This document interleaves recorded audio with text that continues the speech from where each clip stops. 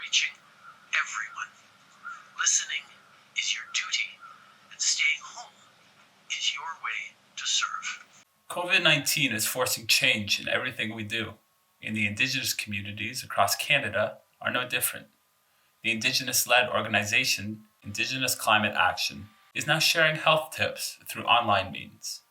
The ICA team is in the process of devising creative ways to adjust their program in order to achieve the goals of their work during a global pandemic. To help maintain community ties, the ICA is using online means to share their traditional knowledge with First Nations people facing COVID-19. During this heightened time of scarcity of grocery stores and what medicine should we use, it's allowing us as an opportunity as Indigenous folks to go back to our teachings, to reflect.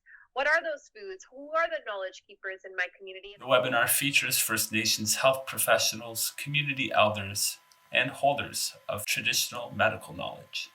And I think that despite the fact we have to keep social distancing, we have a really, really amazing opportunity in front of us right now to learn so much from the people in our community that hold that knowledge.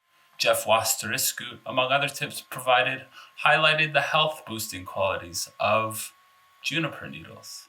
It's the needles off of the juniper, the needles. And we mix this with the cedar, the balsam needles, and the pine needles, and we create a smudge of these things.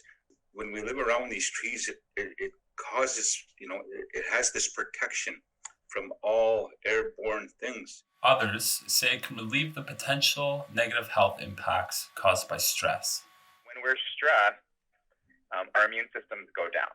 Webinar panelists advise using First Nations traditional medicine to supplement the recommendations given by public health professionals, not to replace them. It's really important for us to stay calm and to support one another, and also take seriously those recommendations from public health. Stay in your home, wash your hands if you go out, 20 seconds, sing yourself happy birthday twice, try not to touch your face. The ICA team is inspired by bringing together scientific and traditional knowledge. They said, now more than ever, it's critical to uplift Indigenous ways of knowing and being, including taking care of the most vulnerable.